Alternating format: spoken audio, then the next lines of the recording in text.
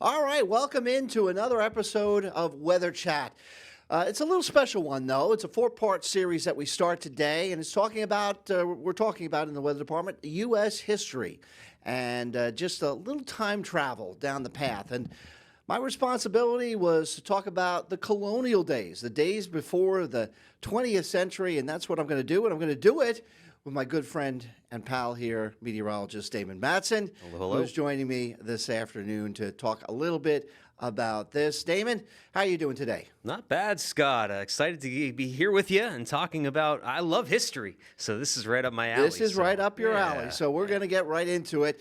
You know, two of the prominent presidents of the United States, one was the first, right? Of course. Most prominent, George Washington. And there's a portrait of them, as you can see there, and a photo of him as well. The first president. He was a tall man, I understand.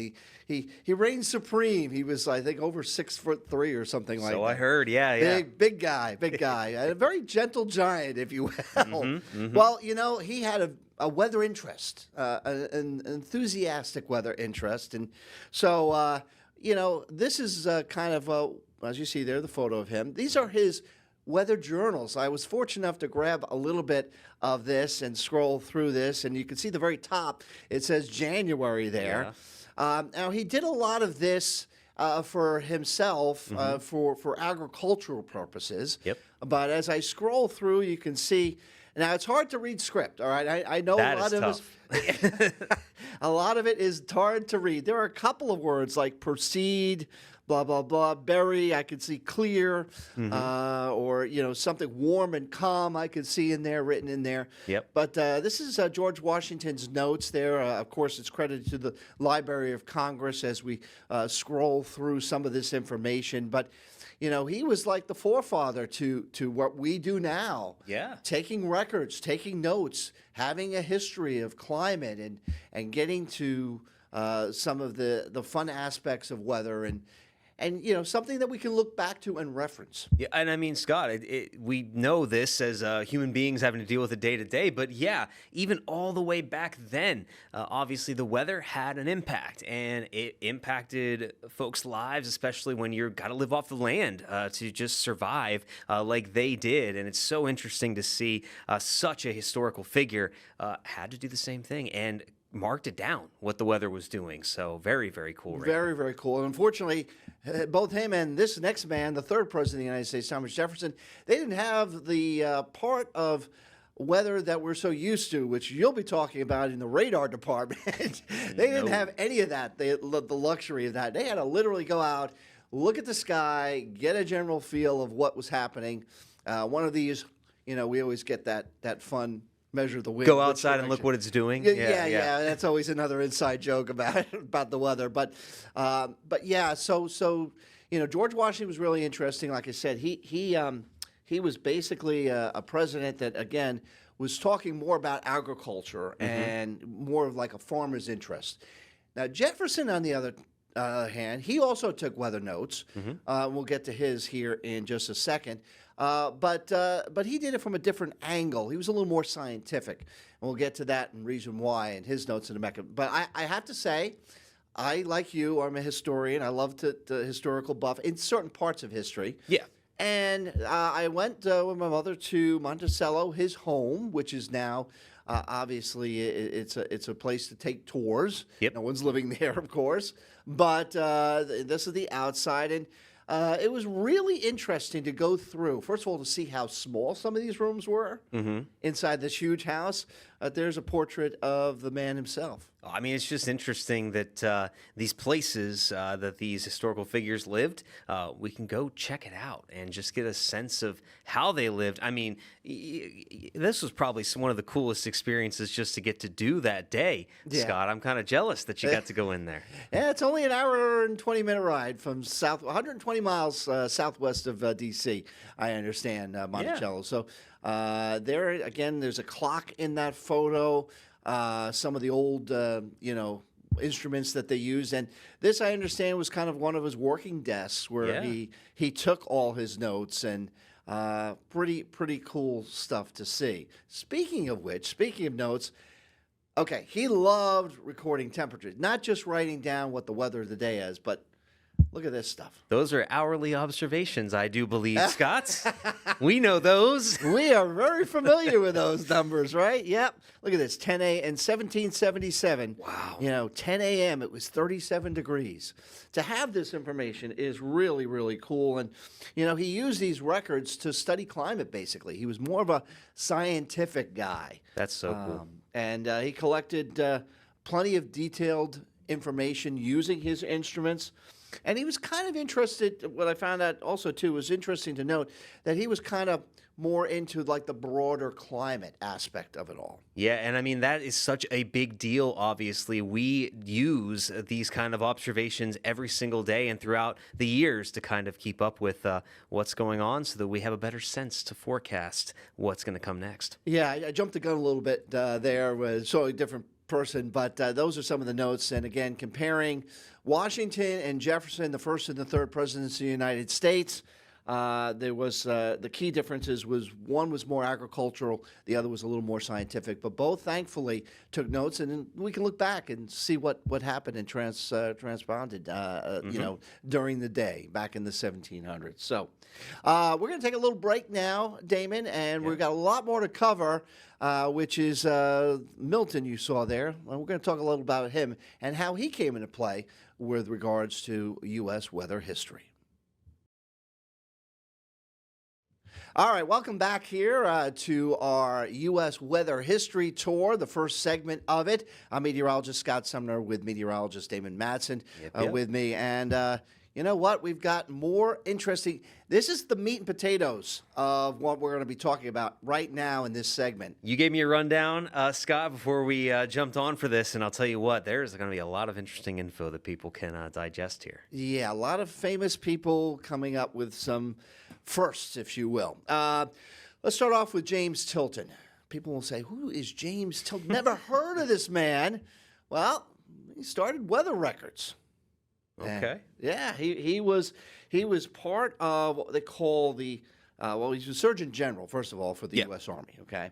And in the 1830s, his daily observations were taken at 13 different forts in the area. Mm-hmm. So he basically is the first organized weather observation network in the country. Hey.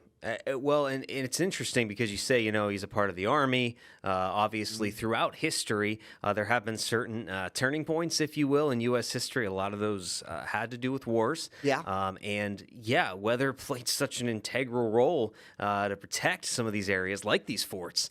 So no wonder somebody had to take up the task of keeping an eye on what the weather was doing over there. He was the starter of the Weather Watchers that you do at noon every day. Are we going to have to now brand it? We're going to have to name it something else? I'm kidding.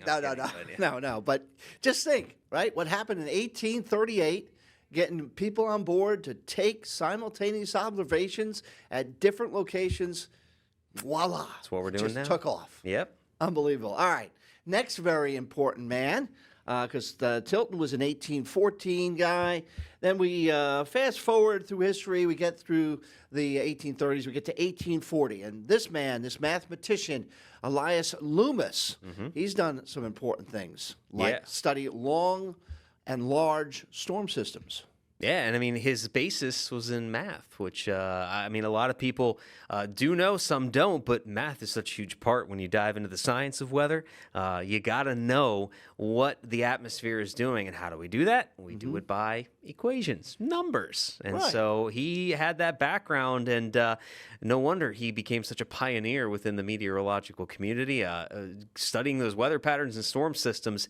That's what we do now every day, too. Yeah, and we both go out to schools and stuff and talk to kids and we ask, hey, do you like what we do? Well, you have to like math too. We always tell those kids, right? Or at least you just have to power through it, is what I sometimes say, but Yeah, either way. So Elias Loomis, now this was one of his books here. He had written one of the earliest scientific books which covered the topics of atmospheric physics and global weather storms. Okay. Yeah. Oh, well, I just heard the term atmospheric physics and I had a little shiver because I remember those classes were not easy. Those are the ones that, yeah, we had to take in college to, get the degree, become the meteorologists we are. And it is such a foundation when it comes to studying the weather. And Loomis was the guy. He brought it in. Yeah, gosh, I chill when I think about the atmospheric thermodynamics class that I had to take. Oh, brutal. And this is basically a page right out of his book there. One of the first pages there, meteorology right at the top. And so he was also there getting the information that we use today, important stuff. Now, this could all be a moot point if they didn't have, the folks back then have this little thing. And telegraph looks real simple. Okay, but it's what they communicated with. We have our phones now. They didn't have phones. They had no iPhones and Apple phones. No, they had the telegraph. Well, because what good is weather observation, Scott, if you only have it for yourself? Because, I mean, the whole point is this all impacts everybody. And down the line, if you're seeing a storm, it's going to go off in the distance there and hit the next person that's living down the street. Right. So how are they supposed to stay safe or keep themselves protected if they don't know it's coming?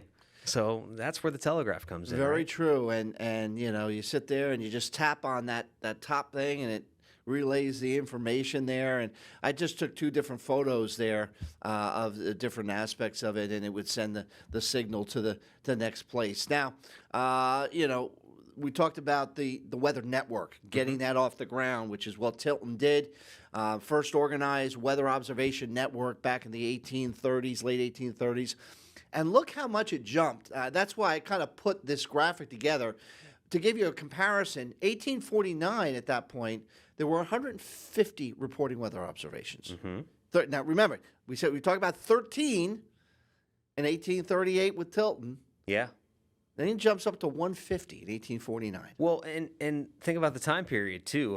That doesn't, maybe by today's standards, seem like such a big number, but what technology did they have? This was pre-Civil War even. So the fact that they were able to get that many folks at least tracking the weather all together and reporting it all in at the same time in 1849, that's incredible. Yeah, and then you jump, 11 years, and they're from 150 to 500 reported. Tripled it in 11 years. So you could tell something was going on. It was something that was grabbing the folks. That's what we say. People always love, you can't do anything without weather.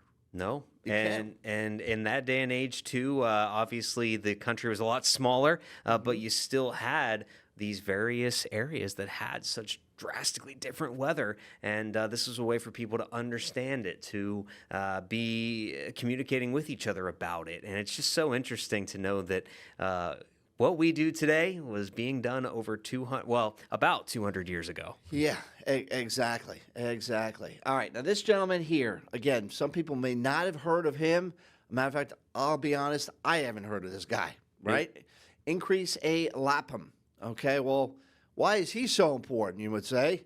Well, there he is. He, in the little white underneath his name, he issued the first storm warning. Oh, that sounds familiar, doesn't it? Oh, it does. How many times do we say the word warning whenever we're in a forecast? That's right. And we just had a couple of storms the other day. So, my goodness. Really interesting stuff. And that was debuted back January 1st, 1871. Debuted the daily weather map by what they called the Weather Service then was the Signal Service. So that's what that is. But he was the first gentleman to issue a storm warning. And how important are those today? Come on. I mean, so important. The main basis of the National Weather Service, which is, again, the Signal Service is what it started as. Now, today, the National Weather Service is to protect life and property is one of their main mottos, and it all starts and ends essentially with these warnings that we get on the air and talk about almost every time a storm comes in, whether it's wintertime, whether it's severe weather. That is the key word that we use to let people know something is coming their way that could be impactful. Yeah, absolutely. He was a pioneer there. Then we had a professor, the same year, Professor Cleveland Abbey, and he gave the first public forecast. Hey, go figure. First warning, first public forecast, hand in hand, 2 days apart. I think you can make a tie in there, right? Something was stirring up those days. We were getting the band together, as they say. Right, So, right, yeah. exactly. And basically, Professor Abbey became part of the infant agency and made the first public forecast based on morning observations, which had been taken care of and been done many years prior throughout parts of the country. Specifically, and you talked about that, the country wasn't that big at that. It wasn't the full United States. Yes, there were pioneers heading west a little bit, but it was a different time then. Oh, yeah. Most of the stuff was from the Mississippi and points east, and so a lot of this, a lot of the observations taken were around the Gulf and the Atlantic coast and moving up and towards the Great Lakes. Yeah, and I mean, even still, just getting that network together, so important, and it just paints the picture of the same methodology we use today, right? You got to get those ground truth observations, what's going on right now. You then take that and you assess, okay, well, here's how it sort of seems like it's shaping up. And then you make your forecast based on those numbers, those observations, and that's the exact same formula we still use to this day. A little more advanced. We got computers, but Right, exactly. All right, so that brings me to this. Some weather first, the National Weather Service Foundation. Back in 1870, again, just recapping, first storm warning was issued. 1871, a year later, practically, or not even a year later, so shorter than that, a couple months later, there was a debut of the daily weather map. You figure with all these people taking observations, 500 at the time, now you've got all these different plots. You can actually put that together on a map. a surface map. You ever have to hand draw one of those back in the day? I got one even better.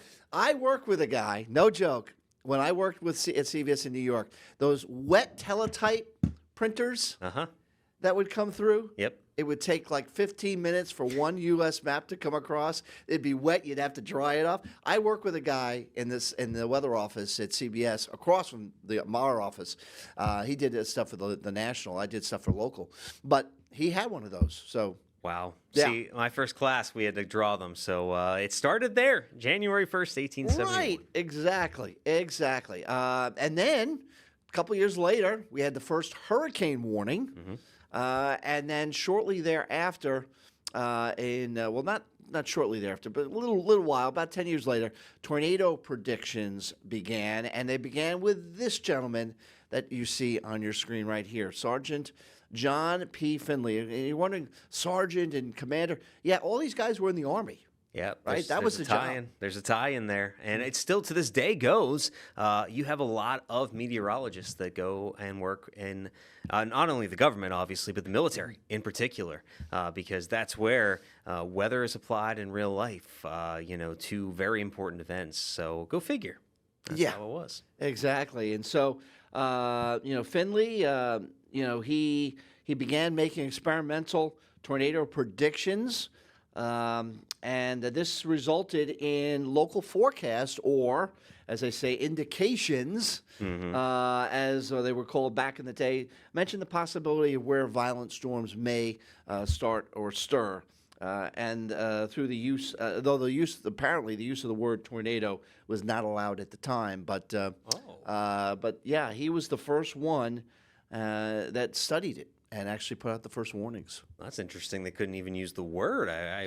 Did you know why? Did you find out why? You know what? I didn't really delve much into that aspect of it, Damon. But needless to say, they couldn't use the word tornado back at that time. Interesting. So I'll have to delve into that a little bit more. Come back with some more info on that. All right, but we are going to come back with different info for you and wrap this first segment up on U.S. weather history. That's coming up in just a few moments. All right, welcome back to U.S. Weather History. I'm meteorologist Scott Sumner with meteorologist Damon Matson, talking about the colonial years, the years before the 20th century and what transpired. That was a lot of time we've covered, talking about, but there was a lot of firsts here in this time frame. First weather observations, etc., and telegraph and all of that. That's how the observations were transported. Got to start somewhere, and I'll tell you what, it's just so interesting to see where the roots of meteorology began in the U.S. It's such a storied history with all that. Right, and it started with the Signal Service guys, which is now the Weather Service, but they were called back then the Signal Service, and this is from the Library of Congress here. And these three gentlemen were 1, 2, 3 to kind of start the Signal Service. So the first photo there is of General Meyer. Second one is of General Hazen. And the third is General A.W. Greeley. You can see they're wearing the military uniforms there, right? All of well, and the titles speak for themselves too. So yes, it all began, interestingly enough, and we mentioned this in the last block, the military playing such a huge role with weather observations back then. Sure did. These three men, part of the Signal Service, ran it. They also were part of the Division of Telegrams and Reports for the benefit of commerce, basically. And this was all done through the Department of War. We brought that back now, but it was through the Department of War. And then it moved, after so many years, to the U.S. Department of Agriculture in 1890. Some interesting stuff there. And then coming along right after these three gentlemen, I don't have a photo of them, but Professor Mark Harrington of the University of Michigan, he became the first chief of the Weather Bureau. There it is. Yes. And he did that. He served that term for 4 years to 1895. But it all comes down to this, too. Also, you're going to be talking about this aspect here in your segment. Right. But upper air weather observations began in 1894. And those things are so important, and we delve into it a little bit more. But how can you study the atmosphere if you don't have something going up through it to understand what's going on? So this is a big part of what the National Weather Service does, and obviously when it was founded, they got off trying to do that, as much as possible. Yeah, absolutely. So big, important aspect of taking weather to the next level and getting that information. Already ground observations had been done, but now we're thinking a little ahead, a little more advanced, and thinking about the upper levels of the atmosphere. And then we show the Capitol here, and the reason why the Capitol and Congress, they passed a bill on June 16th requiring the Weather Bureau to establish, and this is big, a hurricane warning network. Yeah. Where was it? It was in the West Indies. Oh, go figure. Go figure. Yeah. We don't call it an alley of sorts, but if we see hurricanes or tropical systems in general here in the U.S., a lot of times they got to come through this corridor right here. It's where they intensify. Obviously, just a little while ago, one major hurricane just hit Jamaica. How many times have we talked about them shooting the gap between Key West and Cuba? And obviously, too, we've had major hurricanes in the Bahamas. So they honed in on the right spot, I would say, Scott. They did. They knew what they were talking about, and you'll delve into that a little bit more in your segment there. But again, for those who don't know what the West Indies are, they are multiple islands like Jamaica, Cuba, Haiti, Dominican Republic, and then the islands that we all like to vacation at, the Bahama Islands. Some people do. I've never been yet, so you haven't? Yeah. Oh no, you got to go. It's good stuff. I've been to Jamaica, but I haven't been to the Bahamas yet. Bahamas, yep. Certainly from the north, central, and southern Bahama chain. So that's what encompasses the West Indies. So a lot of information. When you think about it, it's mind-boggling to think. From George Washington's records, handwritten records for agricultural purposes, taking you all the way to the point where they were setting up, the Weather Service was setting up information to record a hurricane network and getting that information. Mind-boggling. It's how it goes. impressive. It's incredible how much advancement happened in the start of the U.S. basically being formed. But Scott, that is just the beginning. There was so many more advancements to follow. The 20th century, a big one in terms of weather observations, obviously, as technology started to advance. Yeah, absolutely. So, really, really interesting stuff when it's all said and done. And speaking of interesting, as we continue this journey year after year for the U.S. Weather history with your segment, we're going to be talking about the early half of the 20th century and some really interesting aspects there. So, certainly stay tuned for part 2 of our 4-part series of the U.S. weather history. That is all for now. I'm meteorologist Scott Sumner. I hope you enjoyed this segment. I hope you learned a little bit. And again, God bless, be well, stay safe, and we'll see you again soon.